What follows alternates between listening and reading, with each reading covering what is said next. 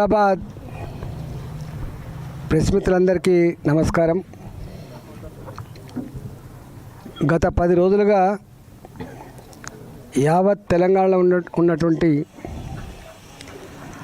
అన్ని పార్టీలలో ఉన్న నాయకులు, వార్డు మెంబర్ కావాలనుకునే వాళ్ళు, సర్పంచ్లు కావాలనుకునే వాళ్ళు, ఎంపీటీసీ, ఎంపీపీ, జడ్పీటీసీ, జిల్లా పరిషత్ చైర్మన్లు కావాలనుకునే వాళ్ళు ఏమైద్దో అనే ఒక ఆందోళన ఉండే. వాస్తవంగా ఇంత ఆందోళనకి ఆస్కారం ఉన్న సబ్జెక్ట్ కాదు ఇది. చాలా క్లారిటీతో క్లియర్గా ఉండేటువంటి అంశాన్ని పర్టికులర్గా ముఖ్యమంత్రి గారు, కాంగ్రెస్ ప్రభుత్వం దీన్ని గందరగోళానికి సృష్టించి ప్రజలని, రాజకీయ నాయకులని, అన్నిటికంటే ముఖ్యంగా న్యాయ నిపుణులను కూడా విస్మయపరిచేటువంటి పద్ధతుల్లో వారు వ్యవహరించిన తీరు యావత్ తెలంగాణ సమాజాన్ని బాధించింది. ఇవాళ మేము భారతీయ జనతా పార్టీ పరంగా మొదటి నుంచి కూడా మేము సపోర్ట్ చేసినాం. Yes, Telangana is nothing but a state of weaker sections. 85% మంది వీకర్ సెక్షన్స్ ఉన్నటువంటి తెలంగాణ. ఈ తెలంగాణలో బీసీలకు 42% మీరు ఏ కామారెడ్డి డిక్లరేషన్లో భాగంగా ఇస్తారో మంచిది అమలు చేయమని చెప్పి కోరినాం. బాజాప్తా అసెంబ్లీలో, కౌన్సిల్లో మద్దతు కూడా ఇచ్చినాం మేము. కానీ కాంగ్రెస్ పార్టీకి నిజాయితీ లేక, చిత్తశుద్ధి లేక, కమిట్మెంట్ లేక ఇవాళ చేతులు ఎత్తేసింది. అబాస్ పాలైపోయింది ఇవాళ ప్రజాక్షేత్రంలో. వాళ్ళకు తెలుసు రేవంత్ రెడ్డి గారు కానీ, కాంగ్రెస్ పార్టీ కానీ కొత్త ప్రాంతీయ పార్టీ కాదు. అది కొత్త నాయకుడు కూడా కాడు. ఆయన 50 ఏళ్ళు దేశాన్ని పాలించిన పార్టీ, ఒక 50 ఏళ్ళు రాష్ట్రాన్ని పాలించిన పార్టీ గింత పేలవంగా, గింత అనాలోచితంగా, గింత మూర్ఖంగా ఇలా వివరిస్తారని చెప్పి ఎవరు అనుకోలే. కానీ ఆయనకున్నట్టున్నది, మోసం చేసే వాళ్ళకే ఇష్టపడతారు, మోసం చేస్తేనే ప్రజలు నమ్ముతారనేటువంటి ఫిలాసఫీ కలిగినవాడు. కాబట్టి మరోసారి తెలంగాణ ప్రజలు మోసం చేసిండు, వంచిండు. దానికి పూర్తి బాధ్యత కాంగ్రెస్ పార్టీది. ఇవాళ నేను ఇదే కమలాపూర్లో ప్రెస్ మీట్ పెట్టినప్పుడు చెప్పిన, నేను 42% రిజర్వేషన్లు తప్పకుండా అమలు కావాలి, మా సపోర్ట్ ఏం కావాలన్నా మీకు చేస్తామని చెప్పినాం. గవర్నర్ గారు ఆపడానికి కానీ, రాష్ట్రపతి గారు ఆపడానికి కానీ ఏం లేదు, తప్పకుండా మేము మద్దతు అని చెప్పినాం. కానీ జ్ఞానం ఉండాలి, అవగాహన ఉండాలి. మరి ఏం సలహాలు ఇచ్చిండ్రు, ఎవరి సలహాలు పాటించిండ్రో వాళ్ళకి అర్థం కావాలి. దేశంలో రాజ్యాంగ పరిరక్షకులు రాష్ట్రపతి గారు, రాష్ట్రంలో రాజ్యాంగ పరిరక్షకులు గవర్నర్ గారు. మీరు ఏ జీవో వచ్చినా కూడా అంతిమంగా గవర్నర్ పేరునే వస్తుంది. మీరు ఇప్పుడు చూడండి, మీరు ఏ జీవో వచ్చినా కూడా ఏంటంటే రాజముద్ర కేంద్రంలో రాష్ట్రపతి పేరు మీదనే వస్తుంది. ఇవాళ బీసీ రిజర్వేషన్ల అంశం ఇది రాష్ట్రానికి సంబంధించిన అంశం కాదు. ఇది రాజ్యాంగానికి సంబంధించిన, రాజ్యాంగ సవరణకు సంబంధించిన, ఆ రాజ్యాంగ సవరణ బాధ్యత, హక్కు పార్లమెంటుకు ఉంటుంది తప్ప శాసనసభలకు ఉండదు. నేను అదే అంటున్నా.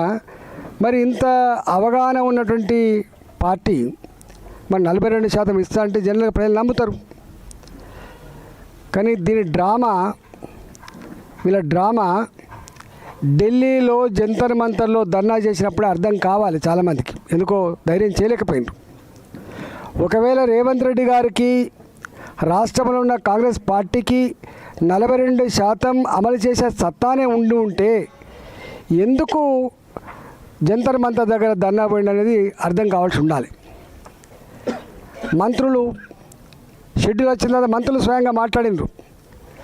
ఏ పార్టీ వాళ్ళు కూడా మీరు కోర్టుకు వెళ్ళకండి, మాకు సహకరించే ప్రయత్నం చేయండి.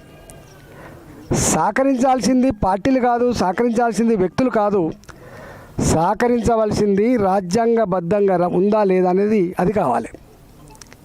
ఒక మంత్రి గారేమో మేము కోర్టు తీర్పు వెలువడిన తర్వాతనే నోటిఫికేషన్ ఇస్తామని కూడా చెప్పిండ్రు. కానీ జడ్జిమెంట్ రాలేదు, తీర్పు రాకముందే ఆదర నిన్న పొద్దున నామినేషన్ల ప్రక్రియ సురువైద్దని చెప్పి నోటిఫికేషన్ ఇచ్చినట్టుగా వాళ్ళే ఇచ్చుకున్నారు. దాంతో ఎంత అబాస్పాలయంలో దాన్ని బట్టి అర్థం కావాలి. నేను ఒకటే ఈ సందర్భంగా విజ్ఞప్తి చేస్తున్నా, కొన్ని బీసీ సంఘాలు జీవితాంతం బీసీల హక్కుల కోసం కొట్లాడే సంఘాలు ఏవైతున్నాయో నాయకులు కూడా ఎవరైతున్నారో నేను వాళ్ళకు వినమ్రంగా విజ్ఞప్తి చేస్తున్నాను. ఇవాళ మనకు అనేక మంది న్యాయ నిపుణులు ఉన్నారు. జస్టిస్ ఈశ్వరయ్య గారు కుండ బద్దలు కొట్టినట్టు చెప్పిండ్రు, ఇది నిలిచేది కాదు, ఇట్లా చేయడం భావ్యం కాదు, ఎవరిని మోసం చేస్తారు, వెనుకటి రోజు కాదు, ఎడ్డి తెలంగాణ కాదు ఇది, గుడ్డి తెలంగాణ కాదు ఇది. ఇవాళ ప్రతి ఇంట్లో గుడిసెల్లో కూడా చదువుకున్న పిల్లలున్నారు, రాజ్యాంగం పట్ల ఇంత అవగాహన ఉంది, చట్టం పట్ల ఇంత అవగాహన ఉంది, మీరు ఈ పని చేయొద్దని చెప్పిండ్రు. అయినా కూడా ఎందుకో ఇవాళ కొంతమంది సంఘాల నాయకులు సంఘాలు కానీ ఏదో బీజేపీ వ్యతిరేకిస్తుంది, లేకపోతే ఇంకోళ్ళు వ్యతిరేకిస్తారు. ఈ వాదన పసలేని వాదన, గుర్తుపెట్టుకోండి. ఈ వాదన పసలేని వాదన. దేశం మొత్తంలో ఇప్పటి వరకు జనాభా ప్రాతిపదికన రిజర్వేషన్లు కలిగినటువంటి రెండు, ఒకటి ట్రైబల్స్, వాళ్ళు 70% అంటే 70% రిజర్వేషన్ ఇవ్వాల్సిందే, 90% అంటే 90% రిజర్వేషన్ ఇవ్వాల్సిందే. ఇవాళ నార్త్ ఈస్టర్న్ స్టేట్స్లో అక్కడ 90% అంటే 90% ఎస్టీ రిజర్వేషన్లు ఉన్నాయి. రాజ్యాంగం కల్పించిన హక్కు అది. ఇవాళ దేశవ్యాప్తంగా ఇవాళ ఏ దళిత బిడ్డలు అయితే ఉన్నారో, షెడ్యూల్ క్యాస్ట్ వాళ్ళు ఎవరైతే ఉన్నారో వాళ్ళు కూడా ఎంత జనాభా ఉంటే అంత రిజర్వేషన్ కల్పించాలి. దానికి ఈ నిబంధన వర్తించదు. కానీ బీసీలకు మాత్రం ఇవాళ ఓబీసీలుగా ఉన్న వాళ్ళకు మాత్రం వాళ్ళ పాపులేషన్ ఎంత ఉందో అంత రిజర్వేషన్ కల్పించేటువంటి రాజ్యాంగ సవరణ లేదు. కాబట్టి ఈరోజు ఈ 42% ఇవ్వచ్చు అని చెప్పి మూర్ఖంగా మీరైతే వివరించారో, ఇప్పటికైనా చెంపలేసుకొని ప్రజలకు క్షమాపణ చెప్పి వెంటనే మీరు ఎన్నికలు జరిపించాలని చెప్పి కోరుతున్నాం. మీకు తెలుసు, ఇవాళ ప్రభుత్వం అంటే కేవలం శాసనసభలు, పార్లమెంట్లే కాదు. గాంధీ గారు ప్రవచించిండు గ్రామ స్వరాజ్యం అని చెప్పి. గ్రామ స్వరాజ్యం వర్ధిల్లాలంటే గ్రామ సచివాలయం చక్కగా జరగాలి, మండల సచివాలయం చక్కగా జరగాలి, జిల్లా పరిషత్ చక్కగా జరగాలి. మేము ఎమ్మెల్యేలుగా ఫస్ట్ ఉన్నప్పుడు బుడగశోభ గారు జడ్పీటీసీగా ఉండే మాకు జిల్లా పరిషత్ నుంచే నిధులు వచ్చేది. మీ జిల్లా పరిషత్ చైర్మన్లకు అడిగేది మా ఊర్లలో గవి కావాలని చెప్పి. 73, 74 రాజ్యాంగ సవరణ మీరే తెచ్చిండ్రు, రాజీవ్ గాంధీ గారు తెచ్చిండ్రు, మర్చిపోతున్నారు మీరు. 73, 74 రాజ్యాంగ సవరణ తెచ్చింది మీ రాజీవ్ గాంధీ గారు. మరి అలా 2 ఏళ్ళు అవుతుంది, 6 నెలల్లోనే మీరు 42% రిజర్వేషన్ తెచ్చి ఎన్నికలు జరిపిస్తా అని చెప్పింది కదా. మీరు ఏం ముఖం పెట్టుకొని ఇవాళ ప్రజలకు మళ్ళీ ఓట్లు అడుగుతారు? ఏం ముఖం పెట్టుకొని మీరు ఇతర పార్టీలు నిందించే ప్రయత్నం చేస్తారు? దీనికి మీరు సమాధానం చెప్పాల్సిన బాధ్యత ఉన్నది. ఎన్నికల్లో హామీ ఇచ్చే ముందు నీకు తెలియాలి కదా. నువ్వు ఎప్పుడైతే ఎన్నికల్లో హామీ ఇస్తున్నావో, నువ్వు హామీ ఇచ్చే నాటికి కేంద్రంలో ఉన్న పార్టీ ప్రభుత్వం ఏదో నీకు అర్థం కావాలి. పోనీ నీ పార్టీ అధికారం ఉంటే నేనేదో కన్విన్స్ చేసుకుంటా అంటే వేరు. కానీ దేశంలో ఎక్కడ కూడా ఇప్పటిదాకా రాష్ట్రంలో అధికారంలో ఉన్న, కేంద్రంలో అధికారంలో ఒకటే పార్టీ ఉన్నప్పటికి కూడా అమలు కాలే. దానికి అనేక ఉదాంతాలు. మీకు మహారాష్ట్ర ఉదాంతం ఉంది. మహారాష్ట్రలో ఎన్నికలై ఎలక్ట్ అయిన తర్వాత వాళ్ళ పదవులు పోయినాయి. అది చరిత్ర. బీహార్లో మా ప్రభుత్వమే ఉంది, కేంద్రంలో మా ప్రభుత్వమే ఉంది, కానీ బీహార్లో రిజర్వేషన్లు కొట్టేసింది కోర్టు. ఏం చేయలేకపోయినాం మేము. అంటే ఇంత చరిత్ర ఉన్నప్పటికీ నీ పార్టీ అధికారంలో ఉన్నా నువ్వు చేయలేవు, కానీ బ్లఫ్ చేసే ప్రయత్నం చేసినావు, మోసం చేసే ప్రయత్నం చేసినావు, ప్రజలు గోల్మాల్ చేసే ప్రయత్నం చేసినావు తప్ప ఇంకోటి కాదు. నేను డిమాండ్ చేస్తున్నా, ఇప్పటికైనా ఈ ప్రభుత్వం వంచనకు పాల్పడకుండా, మోసం చేయకుండా, దగా చేయకుండా 42% బీసీల రిజర్వేషన్లతో తక్షణమే ఎన్నికలు నిర్వహించాలని చెప్పి డిమాండ్ చేస్తున్నా. ఒకటి. రెండవది, మీకు తెలుసు వార్డు మెంబర్లు పాపం, ఉప సర్పంచులు, సర్పంచ్లుగా ఉన్నవాళ్ళు, ఎంపీటీసీలుగా ఉన్నవాళ్ళు పనులు చేశారు పాపం తీర్మానం చేసుకొని. వాళ్ళకు బిల్లులు వత్తలేవు. వాళ్ళు ఇలా ఎన్నికలు నిలబడాలంటేనే జంకుతున్నారు వాళ్ళు. నేను అంటున్నా, పెద్ద పెద్ద కాంట్రాక్టర్లకి 500 కోట్లు 1000 కోట్ల రూపాయలు ఏదో బిల్లులు చెల్లిస్తున్నావో మీరు ఏం చెప్పిండ్రు? పోయిన దసరాకే వీళ్ళందరి బిల్లులు చెల్లిస్తా అని చెప్పిండ్రు. ఇవాళ మళ్ళీ దసరా అయిపోయింది. ఇప్పటివరకు పాపం లక్ష్మి అని ఉంటుంది చెల్పూర్లో, సరే ఈ వార్డు మెంబరు చిన్న పని చేసింది 2 లక్షల రూపాయలు 3 లక్షల రూపాయలు, ఒకవేళ బిల్లు చేయకపోతే నేను సూసైడ్ చేసుకొని చచ్చిపోతా అంటాను. అనేక మంది ఇప్పటికే సూసైడ్ చేసుకొని చచ్చిపోయినరు, అనేక మంది అప్పుల ఊబులో కూరుకుపోయినరు. నేను ఒకటే డిమాండ్ చేస్తున్నా, ఈ ఎన్నికల లోపు పాత సర్పంచ్లకు, ఎంపీటీసీలకు, ప్రజాప్రతినిధులకు ఏదైతే బిల్లులు చెల్లించానో తక్షణమే కమిషన్లు లేకుండా 10%, 12% కమిషన్ లేకుండా చెల్లించాలని చెప్పి డిమాండ్ చేస్తున్నా.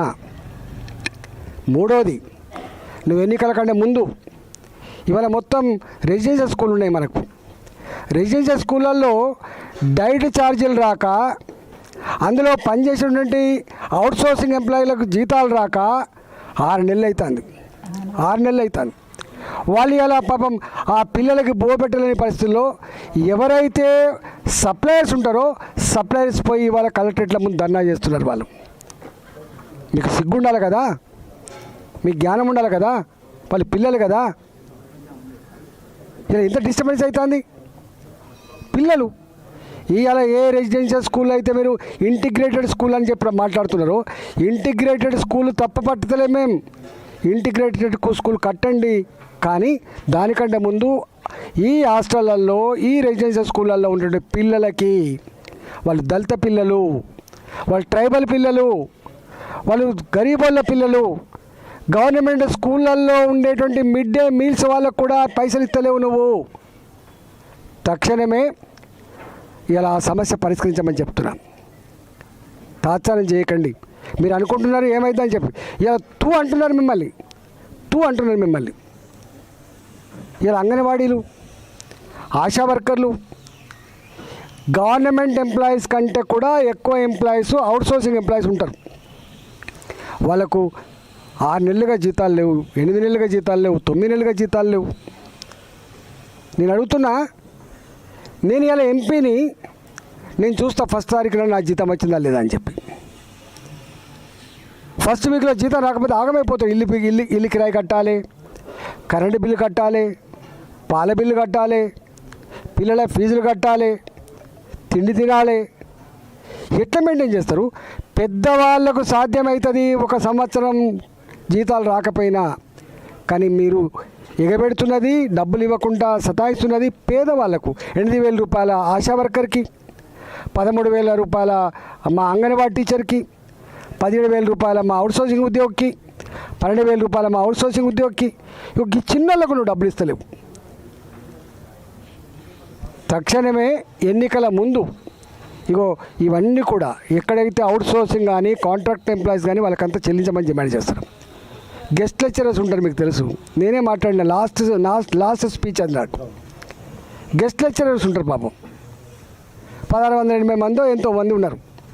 అప్పుడు వాళ్ళని తీసుకుపోయి అరెస్ట్ చేస్తే కేసీఆర్ సర్కార్లో నేను వాళ్ళ పోలీస్ స్టేషన్లో పోయి అసెంబ్లీలో మాట్లాడినా. అవును, రాజేంద్ర గారు చెప్పింది నిజమే, బుద్ధి జ్ఞానం ఉండాలి. అసలు ఉద్యోగం అంటోడు 9 నెలల నౌకరీ చేసి మళ్ళీ 3 నెలలు వేరే దగ్గర చేస్తారా? 12 నెలల జీతం ఇవ్వవా? ఇచ్చే జీతం ఏదో 12 నెలలు ఇవ్వు. ఆ 9 నెలలకు ఇచ్చే జీతం ఏదో నువ్వు 12 నెలలకు ఇవ్వు. ఇవాళ వాళ్ళకైతే జీతభత్యాలు కాదు కదా, రెన్యువల్ చేయలేదు ఇప్పటిదాకా. వాళ్ళు మంత్రుల కాళ్ళ మీద పడ్డారు, వాళ్ళ కమిషనర్ కాళ్ళ మీద పడ్డారు. వాళ్ళు ఇవాళ గెస్ట్ లెక్చరర్లు ఎవరైతే ఉన్నారో వాళ్ళు ఇలా అన్నమో రామచంద్ర అని చెప్పి ఆగమవుతున్నారు.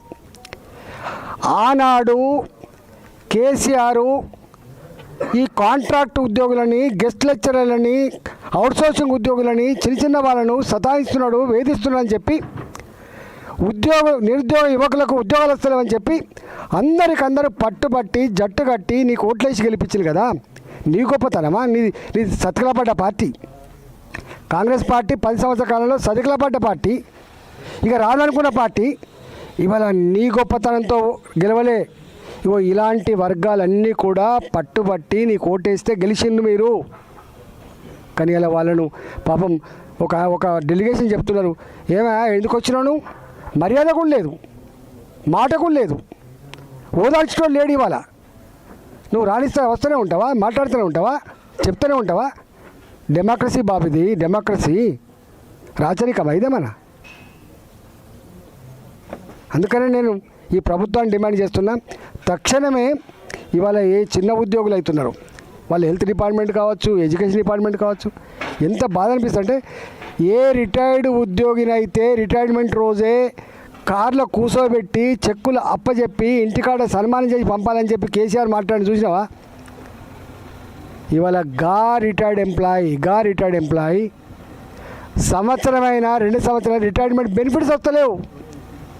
కొద్దిమంది ఏమో కమిషన్లు ఇచ్చి తెచ్చుకుంటున్నారు, కొద్దిమంది ఏమో కోర్టుకు పోయి తెచ్చుకుంటున్నారు. దుస్తుంది అలా ఏమనంటే వాడు రాజు చేసిండు, వీళ్ళు రాజు చేసిండు, దివాళి తీసి ఇది కాదు కదా. నువ్వు వచ్చినప్పుడు తెలియదా? రాష్ట్ర ఆర్థిక పరిస్థితి మీద మీరే కదా శాసనసభలో మాట్లాడింది, అనేక సందర్భాలు మాట్లాడింది. మీరు తెలిసే కదా మీరు హామీలు ఇచ్చింది. నీ 6 గ్యారెంటీల గురించి ఎవరు మాట్లాడతలేదు. ఇవాళ నీ 6 గ్యారెంటీల గురించి ఎవరు మాట్లాడతలేరు, 66 హామీల గురించి ఎవరు మాట్లాడతలేరు, ఇవాళ మేనిఫెస్టో గురించి ఎవరు మాట్లాడతలేరు. మాట్లాడుతున్న వల్ల ఉన్నదాన్ని నన్ను ఇవ్వండి బాబు అంటున్నారు వాళ్ళు. పాపం ఉన్నదాన్ని దండం పెడతాం, ఉన్న పెన్షన్ టైంకి ఏమంటున్నారు. ఇది దుస్థితి. ఇలా వడ్లు మన సన్న వడ్లు ఉన్నాయి, ఇచ్చిండ్రా ఇవాళ? ఎండాకాలంలో తీసుకున్న సన్న వడ్లకు ఇప్పటి వరకు వాళ్ళకి రావాల్సిన 500 రూపాయల బోనస్ వచ్చిందా? బిగపట్టుకొని ఇచ్చిండ్రు రైతు బంధు. మన ఒక్కొక్కసారికి రైతు బంధు బిగపట్టుకొని ఇచ్చిండ్రు. రుణమాఫీ మొత్తం చాలా దిక్కుల మా దగ్గర గడికేశ్వర మండలం మనం పోయి వచ్చిన గడికేశ్వర మండలంలో ఒక్క రైతు కూడా ఇవ్వలే రైతు రుణమాఫీ. ఇది ఇవాళ పరిస్థితి. నేను ఒకటే తెలంగాణ ప్రజలకు వినమ్రంగా విజ్ఞప్తి చేస్తున్నా, తెలంగాణ బీసీ ప్రజానికానికి విజ్ఞప్తి చేస్తున్నాం. We are for reservation, we are with you. మేము మీతో ఉన్నాం తప్పకుండా. ముక్కు పిండితం. ఎస్ రా, నువ్వు ఎక్కడైతే అక్కడ మేము వచ్చేస్తాం. నేను 100 సార్లు చెప్పిన, ఒక్క తమిళనాడు మాత్రమే సక్సెస్ అయింది. ఎందుకు సక్సెస్ అయిందో స్టడీ చేసి రమ్మని చెప్పినాం. 21 మంది రిటైర్డ్ ఐఏఎస్ ఆఫీసర్లతో కమిటీ వేసి చట్టబద్ధత కల్పించి సుప్రీంకోర్టు ఏ విషయాల్లో కన్విన్స్ అవి అయితేనే కదా వచ్చింది.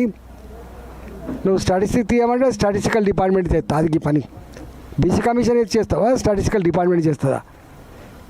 డెడికేటెడ్ రిపోర్ట్ అని చెప్పేదో ఇచ్చిన భూసాని వెంకటేశ్వర్లు ఏమి ఇచ్చినావు నువ్వు? ఎక్కడ ప్రచురిస్తేవి, ఎక్కడ ఇతర ప్రజల అభిప్రాయాలు సేకరిస్తేవి, ఏం చేసి ఎక్కడ ప్రాసెస్ లేదు. అంతా బాదరా గోల్మాల్ అబద్ధాల పునమే నడపడం, సమన్వయం లేదు. ఒకరు చెప్తే ఒకరు. మేము అడిగినాం పెద్దలని, ఏమైనా మీరని చెప్తున్నారని మా మాట ఎవరు ఇంటోట్లు లేరండి అంటున్నారు. అందుకని ఇవాళ నేను మళ్ళీ చెప్తున్నా, హైడ్రా మీద నేను మాట్లాడినప్పుడు చాలామంది నన్ను తప్పట్టిండ్రు. ఆయన వ్యక్తిగత అభిప్రాయం అని చెప్పిండ్రు. హైడ్రా మీద మాట్లాడేటప్పుడు ఈటల రాజు గారి వ్యక్తిగత అభిప్రాయం చాలా బ్రహ్మాండంగా ప్రోగ్రెసివ్ స్టెప్, ఇది బ్రహ్మాండంగా ఉంటుందని చెప్పిండ్రు.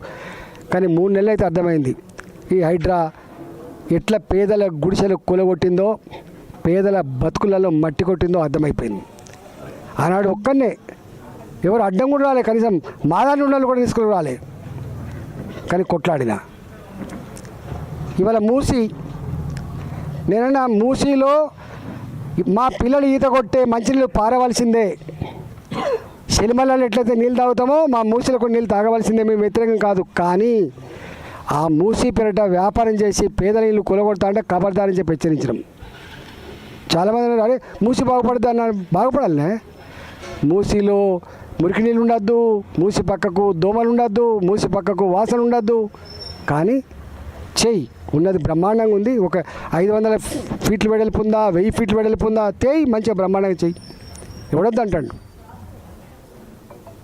నాకు బట్టలు కావాలన్నా బంగారం కావాలని ఏం కోరుకుంటున్నా, ఫస్ట్ బట్టలు కావాలని కోరుకుంటా, తర్వాత బంగారం కావాలని కోరుకుంటా. నువ్వు గివి అయితే దిక్కులేవు, కానీ నువ్వు మూసి 1,50,000 కోట్ల రూపాయలతో మూసి కడతా అన్నాడు. నేను అడిగిన, ఇది ఒక బోకస్ అని, ఇది ఎక్కడనో పెద్ద పెద్దలతో మాట్లాడుకొని వచ్చి వాళ్ళకి కట్టబెట్టే చర్య అని చెప్పిన. దాని మీద నువ్వు ధ్యాస మీకు వీళ్ళమే అని చెప్పినాం.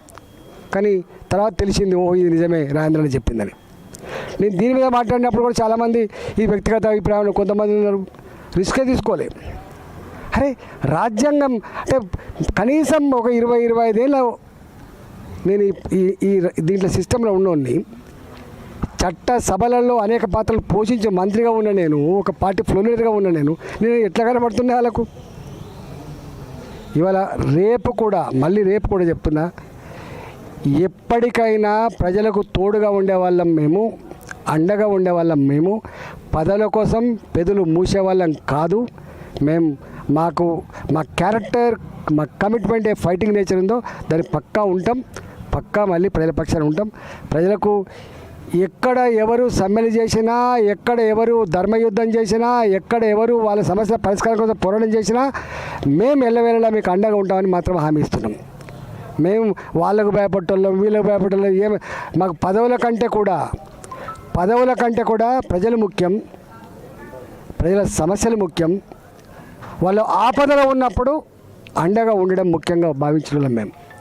గట్లయితే కేసీఆర్ దగ్గరనే ఉంటుంది, బ్రహ్మాండంగా అడ్జస్ట్ అవుతుంటుంది. ఆర్టీసీ సమ్మె చేసినాడు, ఇబ్బంది పెట్టినాడు, కేసీఆర్ తప్పని చెప్పినాడు. నేను చెప్పిన నా వీడియో పంపితే ఎప్పుడైనా చూడండి. సమ్మెలు చేయొద్దు, సంఘాలు ఉండదు అన్నాడు. సంఘాలు ఉంటాయి, సమ్మెలు చేస్తాయి అని చెప్పి మంత్రిగా ఉండి స్టేట్మెంట్ ఇచ్చినాడు నేను. అందువల్ల మేము ఎంతమందితో కొట్లాడి పెట్టుకుంటే మేము చంద్రబాబు నాయుడు ముఖ్యమంత్రి ఉన్నప్పుడు స్టార్ట్ అయింది. ఇవాళ రేవంత్ రెడ్డి, ఎంతమంది ముఖ్యమంత్రులు పోయింది లేవు. ఆ వీడియోలు రాజశేఖర రెడ్డి గారు మాట్లాడిన వీడియోలు లేదా, ₹1 ఏం చేసుకుంటావు పో అన్నాడు లేవా? ఇవన్నీ చరిత్ర. ఇది కొద్దిమందికి అర్థం కావు అనుకుంటారు, అది పాత చరిత్ర అనుకుంటారు. ఆ పాత చరిత్ర యొక్క కొనసాగింపే ఉంటుంది జీవితం. చచ్చిపోయేదాకా మాకు అదే ఉంటుంది. ఎవడరా ఈటలారంటే ఈటలారంటే ఒక ఉద్యమగాడని కూడా ఫస్ట్ వస్తుంది. తెలంగాణ నికార్సైన ఉద్యమ బిడ్డ. ఇంకెవర్రా వీడంటే ఎక్కడ అన్యాయం ఉన్నా కొట్టాడే బిడ్డ, గది వస్తుంది గుర్తుపడదు చరిత్ర. మళ్ళీ మేము బొందల పడ్డనాడు పోతుంది కావచ్చు, కానీ ఉంటుంది. తెలంగాణ చరిత్ర రాసినాడు మాది ఒక 5 పేజీల పుట మాది ఉంటుంది పక్క.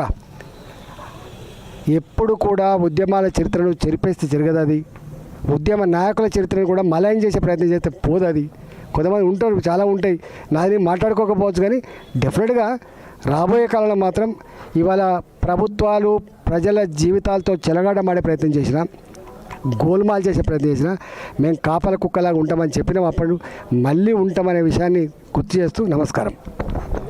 అధికార పార్టీ నేతలు ఆరోపిస్తున్నారు, జంతర్మంతర్లో జరిగిన ధర్నాలు మీరు పాల్గొనలేదు, బీసీ నేత అయినప్పుడు పాల్గొనలేదు. కనీసం మొన్న హైకోర్టులో కూడా ఇంప్లీడ్ పిటిషన్ వేయడానికి కూడా ఈటల రాజేందర్ కనీసం మద్దతు పలకలేదు. 42% రిజర్వేషన్కు బీసీ నేత అయినట్టు ఈటల రాజేందర్ సంపూర్ణంగా వ్యతిరేకమని చెప్పేసి అసలు వాళ్ళు అడగడానికి బుద్ధి లేదు.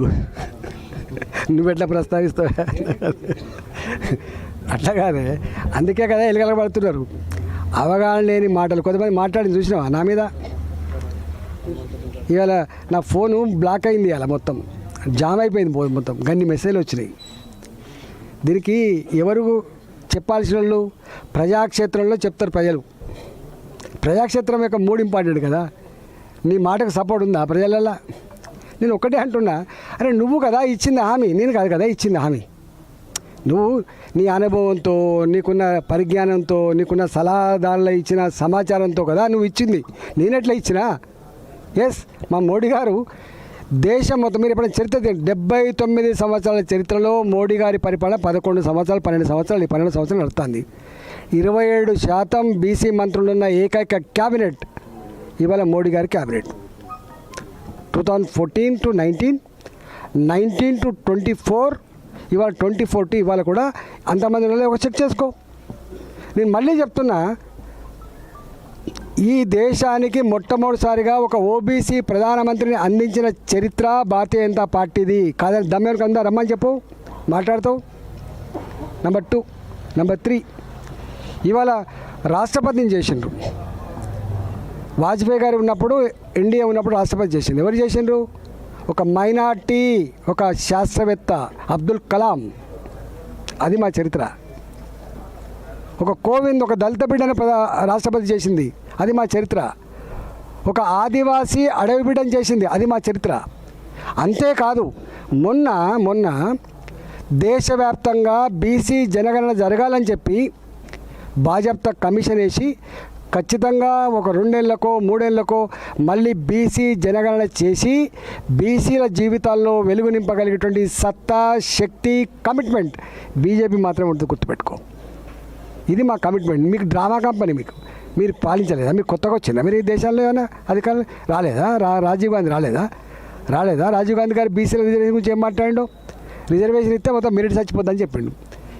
మెరిట్ చచ్చిపోయి బీసీలకి ఇస్తే చచ్చిపోలే. ఇవాళ డీమ్డ్ విశ్వవిద్యాలయాల్లో పైసలకు అమ్ముకుంటూ చూసినా గడ్డ చచ్చిపోతుంది.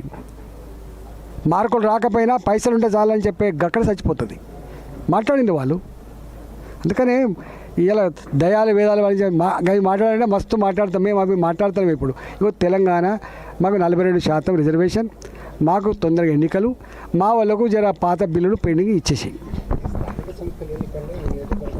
బీజేపీ నాయకులు అనిశ్చిత ఒక దిక్కు మిమ్మల్ని ఆశ్రయించడం, లేకపోతే బండి సంజయ్ గారిని ఆశ్రయించడం, ఎవరికి టికెట్ వస్తే రాదా అని చెప్పేసి వాళ్ళే మళ్ళీ గుణాలు పడతారు. ఎవరు పడతారు? మేము లేనా ఇక్కడ 25 ఏళ్ళ ఇక్కడ.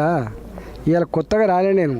25 సంవత్సరాలుగా ఇక్కడున్నా, 25 సంవత్సరాలు ఇక్కడున్నా, అన్ని వేలల్లో అన్ని ఎన్నికలలో ఇక్కడ గెలిచింది మేమే. అప్పుడు బీజేపీకి వచ్చిన తర్వాత ఫస్ట్ ఎన్నికలు జరగబోతా ఉన్నాయి. డెఫినెట్గా మా 25 ఏళ్ళుగా మాతో ఉన్న కార్యకర్తలు, నాయకులు అనేక మంది కనపడతలేదా? సముద్రం లేకుంటాం మేము. ఎవరికి ఉండే ఇంత బలం ఎవరికి ఉన్నది? ఇలా ప్రజలు ఏడుస్తున్నారు. బిడ్డ నువ్వు కొంచెం దూరం అయిపోయి మాకు అన్యాయం అయింది బిడ్డ అని చెప్పి కన్నీళ్ళు పెడుతున్నారు. ఇలా మా బాధ్యత ఇవాళ మళ్ళీ మా బెంగటిలిన మా హుజరాబాద్ ప్రజానీకానికి రేపు సర్పంచ్లుగా, ఎంపీటీసీలుగా, రేపు ఎంపీపీలుగా, జడ్పీసీలుగా గెలిపించుకుంటారు వాళ్ళు. తప్పకుండా వాళ్ళ కాళ్ళకు మొలిగితే పనితో పీకే సర్వీసులో చూసినా తప్పకుండా చేస్తాం. అది 100% ఇస్తాం. ఎందుకు మేము ఇవ్వకపోతే ఎవరిస్తారా? పార్టీ మేము ఇవ్వకపోతే ఎవరిస్తారా?